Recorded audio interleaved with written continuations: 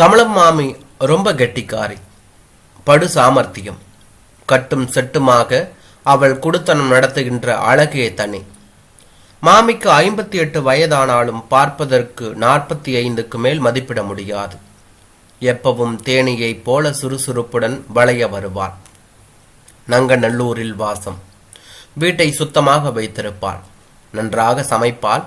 தன் வீட்டுக்கு வருபவர்களை அன்புடன் நன்கு உபசரிப்பாள். மாமி கல்லூரி படிக்க ஆரம்பித்த போதே 18 வயதிலேயே சொந்த மாமாவுடன் திருமணமாகிவிட்டது. மாமா காதலில் கசிந்து உருகி மாமியை திருமணம் செய்து கொண்டார். அம்மாவின் இளைய சகோதரர் என்பதால் தன் பாட்டியே மாமிக்கு மாமியார் என்றாகிவிட்டது. அதனால் மாமியார் உபத்திரமே எதிர்கொள்ளாமல் மாமி சொகுசாக வளர்ந்தவள்.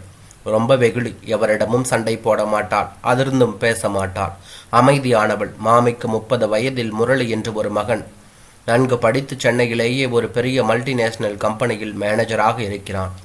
அவனுக்கு ஒரு கால்கட்டு போடணும்னு மாமி ஒரு நல்ல பெண்ணா சலடை போட்டு தேடி கொண்டிருந்த போது மயிலாப்பூர்லிருந்து கிடைத்த ஜாதகம்தான் காயத்ரி. பயோடெக்னாலஜியில் PhD முடித்துவிட்டு அதை தொடர்ந்து மேற்படிப்பு ஏதோ பெரிய படிப்பும் படித்திருந்தாள். அவள் அப்பா ஒரு சார்ட்டர்ட் அக்கௌண்டன்ட். ஒரே ஒரு தம்பி. கல்லூரியில் கடைசி வருடத்தில் படித்து கொண்டிருந்தான். காயத்ரி முரளி ஜாதகத்தில் 10 பொருத்தத்தில் 8 பொருந்தி இருந்தது. கல்யாணம் மிக நன்றாக நடந்தது. குடித்தனம் ஆரம்பித்த போதுதான் கமலம் மாமிக்கு காயத்ரியின் சுயரூபம் புரிந்தது. வீட்டு வேலைகள் எதையும் பகிர்ந்து கொள்ள மாட்டாள். கதவை சாத்தி கொண்டு எப்பவும் பெட்ரூமுக்கு உள்ளேயே அடைந்து கிடப்பாள். பாதி நேரம் படுத்து கொண்டிருப்பாள். மீதி நேரம் தன் லேப்டாப்பில் மூழ்கி விடுவாள். மாமி அசாத்திய சுறுசுறுப்பு. காயத்ரி படு சோம்பேறி. தினமும் 8 மணிக்கு தான் படுக்கையிலிருந்து எழுந்திருப்பாள். அதற்குள் முரளி குளித்து முடித்து அலுவலகம் கிளம்பி கொண்டிருப்பான்.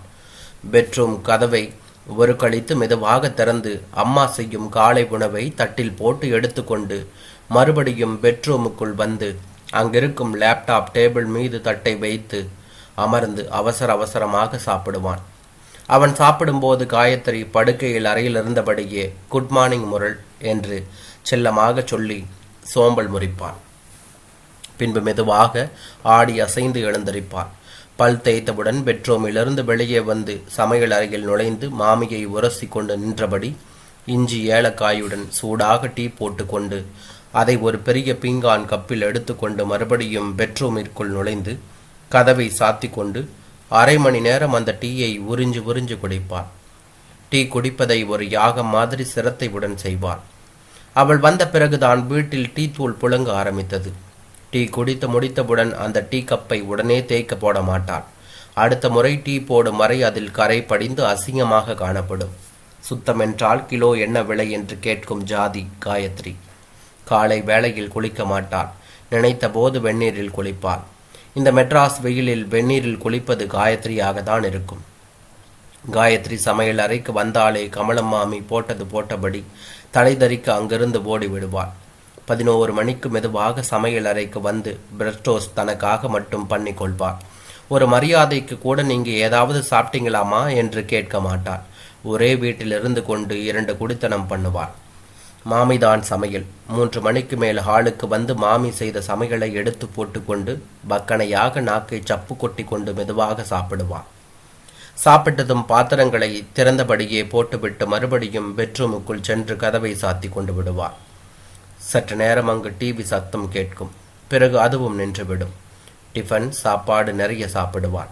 அதை தவிர நொறுக்கு தீனி நிறைய வாங்கி வைத்து அதை சாப்பிட்டு கொண்டிருப்பாள். முரளி தினமும் அவளுக்கு நொறுக்கு தீனி வாங்கி வர வேண்டும். தான் நிறைய படித்திருக்கிறோம் என்கின்ற திமிர் ஜாஸ்தி. மாமியை பார்க்க யாராவது வீட்டிற்கு வந்தாலும் அவர்களை இன்முகம் கூறி வரவேற்க மாட்டாள். இவளின் சோம்பேறித்தனமான நடவடிக்கையை மாற்றிக்கொள்ள சொன்னால் எங்க ஆத்துல இப்படிதான் வாழ்ந்தேன் என்பாள். நொறுக்கு தீனியை குறைத்து குண்டான உடம்பை குறைக்க சொன்னால் இன்டர்நெட்டில் அப்படி போட்டிருக்கு இப்படி போட்டிருக்கு என்று பெரிதாக வியாக்கானம் பேசுவாள்.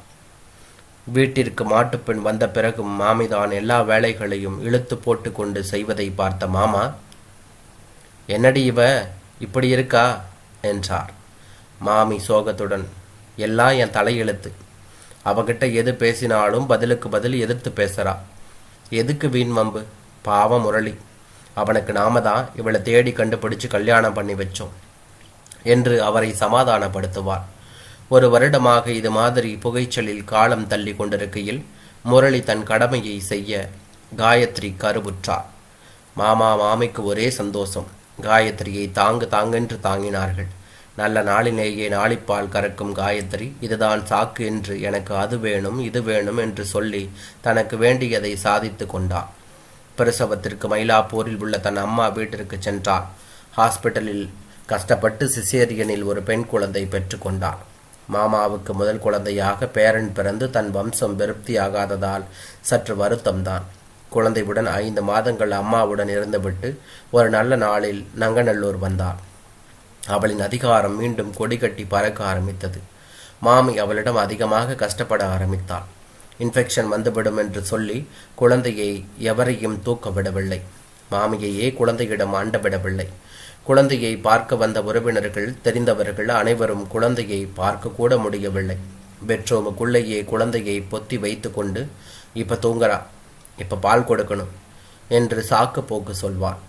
கமலம் மாமி ஒரு நாள் கொதித்து போய், நான் பெத்து வளர்த்த பிள்ளைய தானே இப்ப நீ கல்யாணம் பண்ணிக்கிட்டு குடுத்தன நடத்துற, உனக்கு இப்ப என்ன இன்ஃபெக்ஷன் வந்து விட்டதா என்றா. அப்ப உங்களுக்கு விவரம் எதுவும் தெரியாது, அப்ப எல்லாம் ஏது இன்டர்நெட்.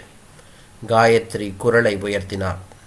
வாய் வார்த்தை தடித்து விடாமல் இருக்க ஹாலில் இருந்த மாமா, கமலம் டோன்ட் ஆர்கியூ வித் ஹேர் என்றவுடன் இருவரும் அமைதியானார்கள். அன்று ஒரு ஞாயிற்றுக்கிழமை.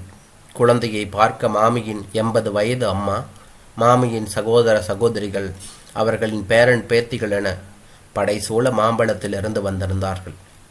கூட்டத்தை பார்த்த காயத்ரி குழந்தையை எவரும் தூக்க விடவில்லை. காபந்து பண்ணி கொண்டிருந்தாள். மதியம் குழந்தை தூங்கியவுடன் அவள் குளிக்கச் செல்லும் போது முரளியிடம் குழந்தையை பார்த்துக்க சொல்லிவிட்டு சென்றாள். அவள் குளிக்கச் சென்றவுடனேயே தூங்கும் குழந்தையை வாரி எடுத்து உறவினர்கள் சந்தோஷமாக கொஞ்ச ஆரம்பித்தார்கள். வளர்ந்த குழந்தைகள் குழந்தையின் பட்டு கால்களை ஆசையுடன் வருடி பார்த்தார்கள். சிலர் அதன் இலவம் பஞ்சு பாதத்தை தங்கள் முகத்தில் தேய்க்க, குழந்தை முழித்து கொண்டு தன் ரோஜா இதழ்களை விரித்து கன்னத்தில் குழிவிழ சிரித்தது. குழந்தை அழுதுவிடுமோ என பயந்து அனைவரும் மாறாக சிரித்ததும் அதை உச்சி முகர்ந்து ஆனந்தத்துடன் முத்தமிட்டார்கள். அதுவும் கே கே என்று கொஞ்சியது.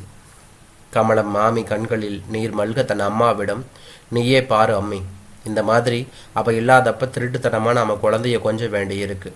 அவ பண்ற அழிச்சாட்டியம் தாங்க முடியல அம்மி, இதுக்கு ஒரு முடிவே கிடையாதா என்று வேதனைப்பட்டாள். அம்மி, நீ இத்தனை காலம் மாமியாரே இல்லாம அனுபவிச்ச.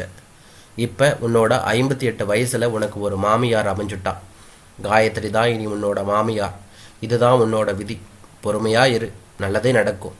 இதுவும் கடந்து விடும். எல்லாம் பகவத் சங்கல்பம் என்று சொன்னார்.